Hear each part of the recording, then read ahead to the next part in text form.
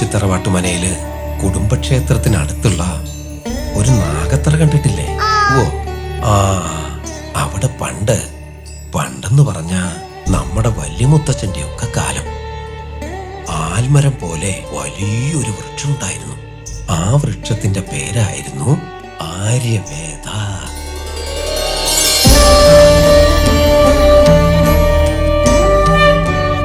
നിത്യവും മുടങ്ങാതെ നാഗപൂജകളൊക്കെ ആ വൃക്ഷത്തിന് ചുവട്ടിൽ വെച്ച് നടത്താറുണ്ടായിരുന്നു. പരദേവതയായ ശൈലേശ്വരനായിരുന്നു അവിടുത്തെ പ്രത്യേക പൂജകളും മറ്റും. അങ്ങനെ ഒരു ദിവസം വല്യമുത്തശ്ശൻ വെച്ച് ആരാധിച്ചുകൊണ്ടിരുന്ന ആ വിഗ്രഹം മരച്ചുവട്ടിൽ നിന്നും നഷ്ടപ്പെട്ടു. തൊട്ടു പിന്നാലെ ഒരു കടുത്ത വേനലിൽ ആര്യവേദയും കരിഞ്ഞുണങ്ങി നശിച്ചുപോയി. പക്ഷേ അതിലെ കായകൾ മാത്രം വാടാതെ കരിയാതെ നിൽപ്പുണ്ടായിരുന്നു. അപ്പോ വല്യമുത്തച്ഛൻ എന്ത് ചെയ്തു? കായകളെല്ലാം പറിച്ച് ഒരു തുണിയിൽ പൊതിഞ്ഞ് തറവാട്ടി കൊണ്ടുവച്ചു. കുറച്ചു നാള് കഴിഞ്ഞ് മുത്തശ്ശൻ നോക്കിയപ്പോ ഒരു നീല പ്രകാശം ആ തുണിക്കുള്ളിൽ നിന്നും പുറത്തു വരുന്നു. അങ്ങനെ ആ തുണിക്കെട്ടഴിച്ച് നോക്കിയപ്പോ ആ കായകളുടെ തോടുകളെല്ലാം അടർന്ന് തിളങ്ങുന്ന കുറച്ച് രത്നക്കല്ലുകൾ പുറത്തു വന്ന് കിടക്കുന്നു. ആര്യവേദയിൽ നിന്നും ജനിച്ച ആ രത്നക്കല്ലുകളുടെ പേരായിരുന്നു ആര്യാരൂഢം.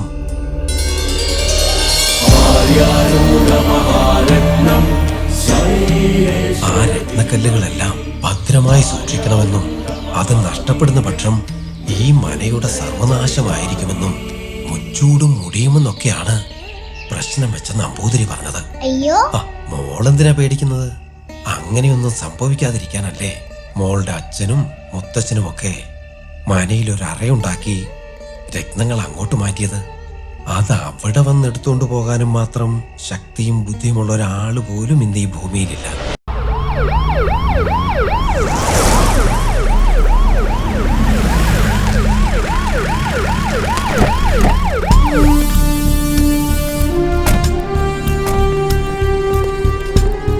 ആക്രമണം നടന്ന വീടിന്റെ മുൻപിലാണ് നമ്മളിപ്പോൾ നിൽക്കുന്നത്. മണിക്കൂറുകൾക്ക് മുൻപാണ് സംഭവം നടന്നത്.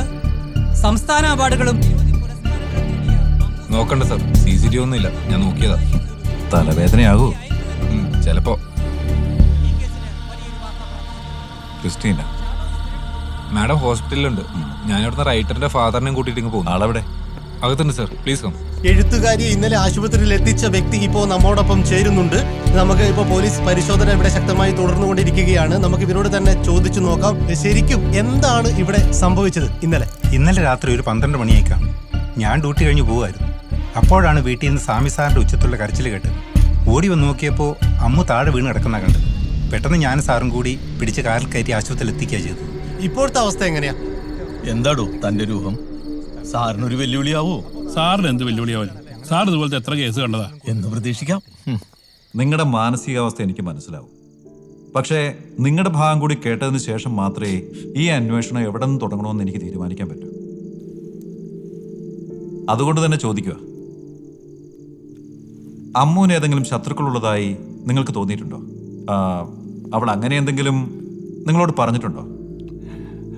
ഇല്ല സാർ, എൻ്റെ കുഞ്ഞിന് ആരെങ്കിലും ശത്രുക്കൾ ഉള്ളതായിട്ടുള്ളത് എനിക്കറിയില്ല സാർ. അവൾ ആരോടും അങ്ങനെ അധികം സംസാരിക്കുന്ന കൂട്ടത്തിലല്ല.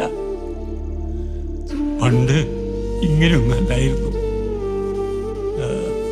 ഈ കഴിഞ്ഞ കുറച്ച് വർഷങ്ങളായിട്ടാണ് അവൾക്ക് ഈ മാറ്റം സംഭവിച്ചത്. അവളെ ഞാൻ കൗൺസിലിങ്ങിന് കൊണ്ടുപോകാൻ ശ്രമിച്ചു. പക്ഷെ അവൾ അതിന് സമ്മതിച്ചില്ല. അതിന് ഞാൻ ഒരുപാട് വഴക്കുണ്ടാക്കി. പിന്നെ ഞാൻ വിചാരിച്ചു, ഒരു വിവാഹം കഴിഞ്ഞാൽ ഒരു പക്ഷേ എന്തെങ്കിലും മാറ്റം ഉണ്ടായാലോ എന്ന്. അതും ശ്രമിച്ചു.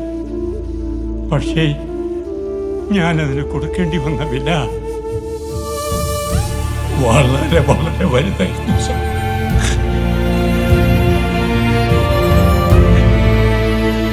കഷ്ടിച്ചാണ് അവൾ അതിൽ നിന്ന് രക്ഷപ്പെട്ടത്. പിന്നീട് എൻ്റെ കുഞ്ഞിനോട് ഞാനൊന്നും ചോദിക്കാനും പറയാനും പോയിട്ടില്ല.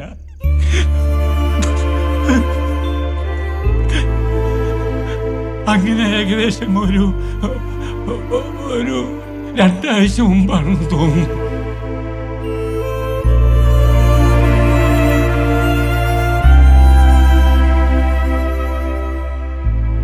അവളെ വീണ്ടും കുറച്ച് ഉന്മേഷത്തോടു കൂടെ ഞാൻ കണ്ടത്. ആ ഇടയ്ക്ക് 2 കൂട്ടുകാരികൾ അവളെ കാണാൻ വീട്ടിൽ വന്നിരുന്നു. അവരുടെ നിർബന്ധത്തിന് വഴങ്ങിയ വീണ്ടും അവള് ഈ കഥ എഴുത്തും ലേഖനങ്ങളൊക്കെ എഴുതാൻ തുടങ്ങിയത്. അച്ഛൻ പറഞ്ഞത് ശരിയാ. പക്ഷേ ഈ കഥ എഴുതാൻ അവള് തന്നെ ഇനീഷ്യേറ്റീവ് എടുത്ത്.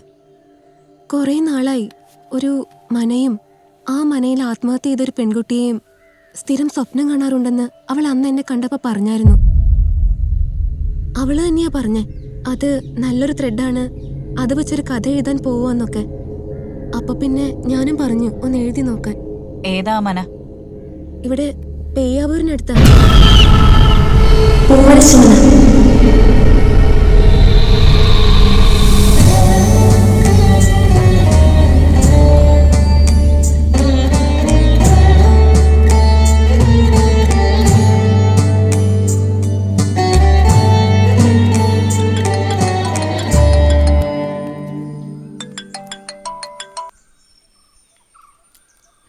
ഹലോ, എവിടെയാടി? ഡി ഞാൻ ആ പൂവരശ് മനവരെ ഒന്ന് വന്നതാ, ആ സ്റ്റോറി ഒന്ന് കംപ്ലീറ്റ് ചെയ്യാൻ വേണ്ടിട്ട്. പക്ഷെ കഥയുടെ അവസാനം എന്തൊക്കെയോ കൺഫ്യൂഷൻ, എന്തൊക്കെയോ ഒന്ന് ചേരായിക പോലെ. നീ കഥ എഴുതുന്ന കാര്യം എന്നോട് പറഞ്ഞായിരുന്നു. പക്ഷെ അത് അവിടെ പോയിരുന്ന് എഴുതേണ്ട ആവശ്യമുണ്ടായിരുന്നോ? ശരിയടെ, എന്നാ ഞാൻ വെച്ചോട്ടെ, പിന്നെ വിളിക്കാം. നിനക്ക് ഞാൻ പറയുന്നൊന്നും അല്ലല്ലോ കേൾക്കേണ്ടത്. അയ്യോ, വെക്കല്ലേ. നീ ഭയങ്കര ധൈര്യശാലിയല്ലേ, അപ്പൊ കുഴപ്പമില്ല. പിന്നെ വേറെ എന്തൊക്കെയുണ്ട് വിശേഷങ്ങള്? അല്ല, ഇന്നലെ ഞാൻ വിളിച്ചപ്പോ നീ എല്ലാം എഴുതി കഴിഞ്ഞായിരുന്നല്ലേ പറഞ്ഞത്? ഇപ്പൊ പിന്നെ എന്തിനാ അവിടെ പോയത്? കർണികയും അവളുടെ ഗന്ധർവനും തമ്മിൽ ഒന്നു ചേരുന്നു, അങ്ങനെയാണല്ലോ നീ കഥ നിർത്തിയത്. അത് ശരിയാവുന്നില്ലടി. നമ്മുടെ കഥയനുസരിച്ച് അവളൊരു ആത്മാവും അവൻ ഇപ്പോഴും ജീവിച്ചിരിക്കുന്ന ഒരു വ്യക്തിയുമാണ്. അപ്പോ അവരെ തമ്മിൽ ഒന്നു ചേരണമെങ്കിൽ ഒന്നുകിൽ അവള് മരിക്കണം, അല്ലെങ്കിൽ അവൾ അവനെ കൊല്ലണം. അങ്ങനെയൊക്കെ ചിന്തിക്കാൻ പോയാ അതൊക്കെ പിന്നെയും കോംപ്ലിക്കേറ്റഡ് ആവും. കേട്ടിട്ട് എന്നെ പേടിയാവുന്നു. പിന്നെ അമ്മു, അധിക നേരം ഇവിടെ നിൽക്കണ്ടാട്ടോ. നിനക്കിതിലൊന്നും വിശ്വാസമില്ലെന്ന് എനിക്കറിയാം. പക്ഷേ 2 ദുർമരണങ്ങൾ നടന്ന വീടല്ലേടി, വേഗം ഒന്ന് ഇറങ്ങാൻ നോക്കണേടി. എന്റെ പൊന്നു നാദു, ദേ ഈ മനയുണ്ടല്ലോ, അവര് നല്ല വൃത്തിയായിട്ട് മെയിൻറ്റെയിൻ ചെയ്യുന്നത്. അല്ലാതെ ഈ സിനിമയിലൊക്കെ കാണുന്ന പോലെ ചുമ്മാ കാട് പിടിച്ച് കിടക്കുന്നൊന്നുമല്ല. നമ്മളെന്താ പറഞ്ഞോണ്ടിരുന്നേ? തൽക്കാലം അവരൊന്നു ചേരണ്ട, അവള് കാത്തിരിക്കട്ടെ. കാത്തിരുന്ന് അവൾ ആ സ്നേഹം തെളിയിക്കട്ടെ. നമ്മൾ ഇഷ്ടപ്പെടുന്നവരെ കാത്തിരിക്കുന്നതും ഒരു സുഖമല്ലേ നാദിയ? ഒരു മിനിറ്റ്, അച്ഛൻ വിളിക്കുന്നു. ഹലോ അച്ഛാ, എന്റേത് കഴിഞ്ഞു. അച്ഛനെത്തിയോ? ശരി.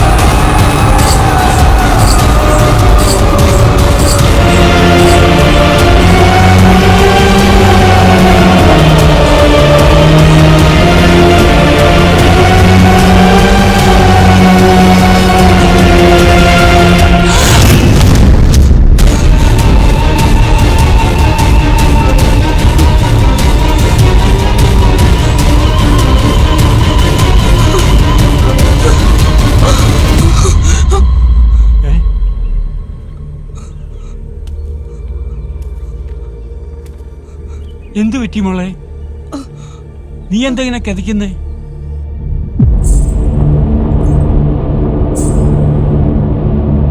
ഞാൻ ഫോൺ വിളിച്ചിട്ട് നീ എടുത്തില്ലല്ലോ. ഇതാരാ ഈ പേപ്പറൊക്കെ ഇങ്ങനെ വലിച്ചു വാരിയിട്ടിരിക്കുന്നത്?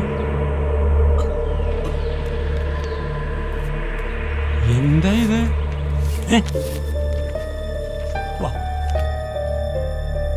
കർണികയും അവളുടെ ഗന്ധർവനും തമ്മിൽ ഒന്നു ചേരുന്നു. അങ്ങനെയാണല്ലോ നീ കഥ നിർത്തിയത്. അത് ശരിയാവുന്നില്ലടി.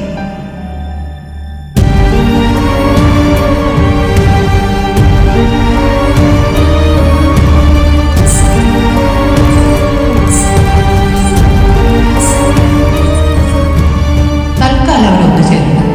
അവൾ കാത്തിരിക്കട്ടെ. കാത്തിരുന്ന് അവൾ ആ സ്നേഹം തെളിയിക്കട്ടെ.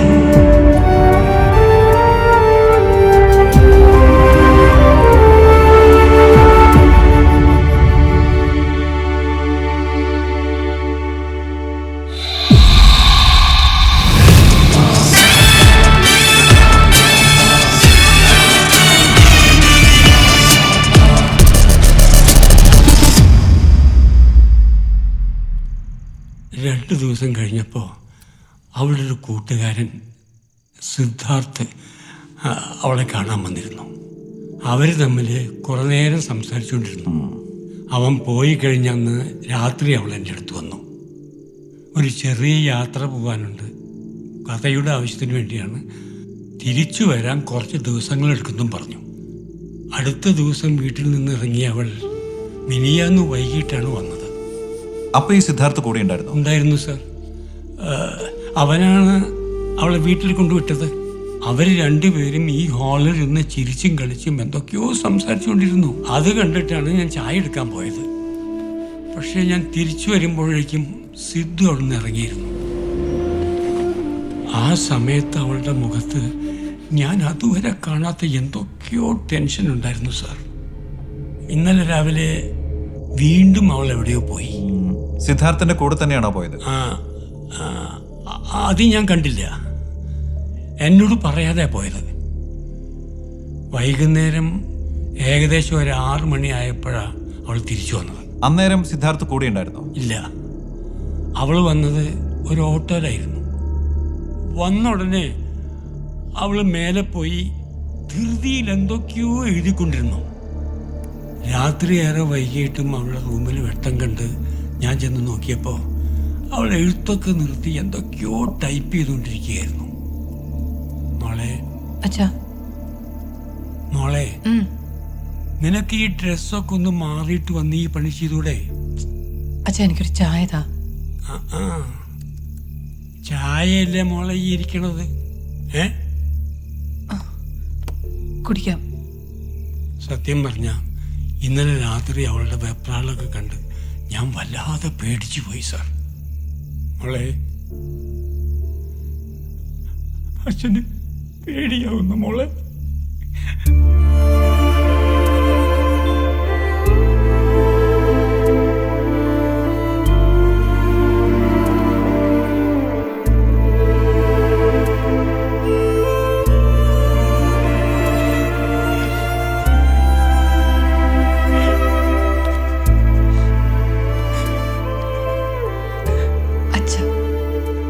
അച്ഛൻ എന്തിനാ പേടിക്കുന്നത്?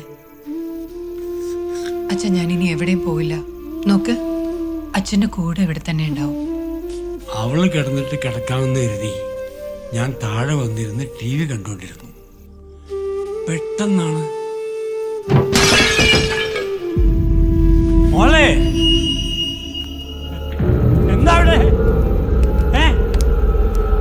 മോളെ,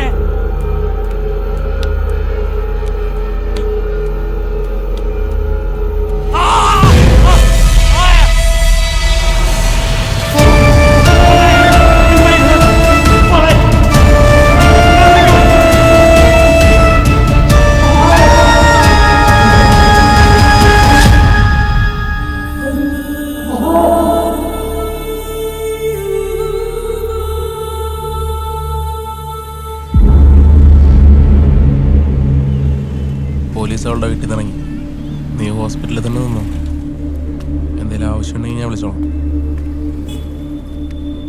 ഓക്കെ, മനസ്സിലായി. ശരി.